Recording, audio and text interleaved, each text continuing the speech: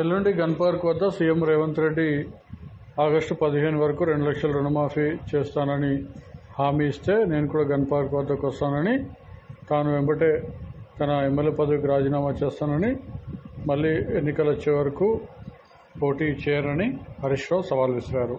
తెలిసి ఇప్పుడు దేవుళ్ల మీద ప్రమాణం చేసి మళ్లీ ఒకసారి ప్రజల్ని మోసం చేసే ప్రయత్నం చేస్తా ఉన్నాం.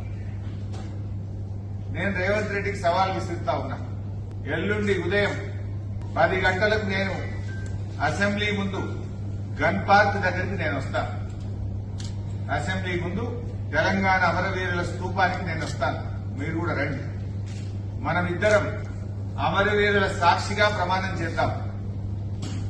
ఆగస్టు 15వ తేదీలోగా 2 లక్షల రుణమాఫీ మీరు బాండ్ పేపర్ల మీద రాసిచ్చి, సోనియా గాంధీ గారు లేఖ రాసి, రాహుల్ గాంధీ, ప్రియాంక గాంధీ, నువ్వు మీరందరూ ప్రజలకు 100 రోజుల్లో అమలు చేస్తామని చెప్పిన 6 గ్యారంటీలు, 13 హామీలు 15 ఆగస్టులోగా అమలు చేస్తానని నువ్వు ప్రమాణం చేయి.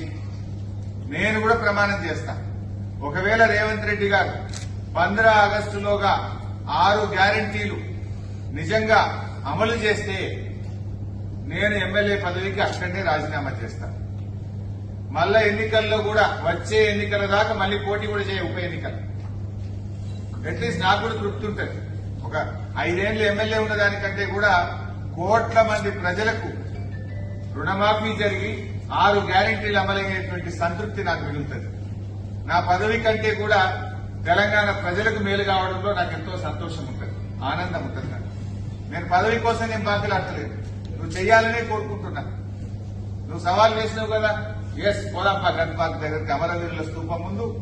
ఏ అమరులైతే తెలంగాణ ప్రజల కోసం త్యాగాలు చేసిండ్రో ఆ అమరుల సాక్షిగా ప్రమాణం చేద్దాం. ఆగస్టు 15వ తేదీలోగా 2 లక్షల రుణమాఫీ ఏకకాలంలో చేయడంతో పాటు 100 రోజుల్లో అమలు చేస్తామన్న 6 గ్యారంటీలను నువ్వు ఖచ్చితంగా అమలు చేస్తా అని చెప్పి నువ్వు ప్రమాణం చేయి, నేను ప్రమాణం చేస్తా. అమలు చేయకపోతే ముఖ్యమంత్రిగా మీరు రాజీనామా చేయండి. ఒకవేళ అమలు చేస్తే ఎమ్మెల్యే పదవికి రాజీనామా చేసి ఉప ఎన్నికల్లో పోటీ చేయకుండా నేను దూరంగా ఉంటాను. ప్రజలకు మేలు జరగడం నాకు ముఖ్యం, ప్రజల ఆకాంక్షలు ముఖ్యం. ప్రజలకు మీరు ఎన్ని మభ్యపెట్టిండ్రు? ఈ రాష్ట్రంలో అక్కా చెల్లెళ్లకు ఒక్కొక్కరికి నెలకు 2,500 రూపాయలు ఇస్తామని చెప్పారు. ఇప్పుడు 4 నెలలంటే ఈ రాష్ట్రంలోని ప్రతి మహిళకు 10,000 రూపాయలు కాంగ్రెస్ పార్టీ బాకీ పడ్డది. వృద్ధులకు, వితంతువులకు, రాష్ట్రంలో 42 లక్షల మంది ఆసరా పెన్షన్దారులకు నెలకు 2,000 రూపాయలు బదులు 4,000 రూపాయలు ఇస్తామని మీరు హామీ ఇచ్చారు. మధ్యలో జనవరి నెల ఇచ్చే 2,000 కూడా ఎగ్గొట్టింది. ఆ 2,000 కలిపితే ప్రతి పెన్షన్దారుడికి కాంగ్రెస్ పార్టీ, ఈ ప్రభుత్వం 10,000 రూపాయలు బాకీ పడ్డది. బాకీ పడ్డ పెన్షన్దారులకు 10,000 ఇవ్వండి. 15 ఆగస్టులోగా 4,000 ఇచ్చే కార్యక్రమం ప్రారంభించండి. మహిళ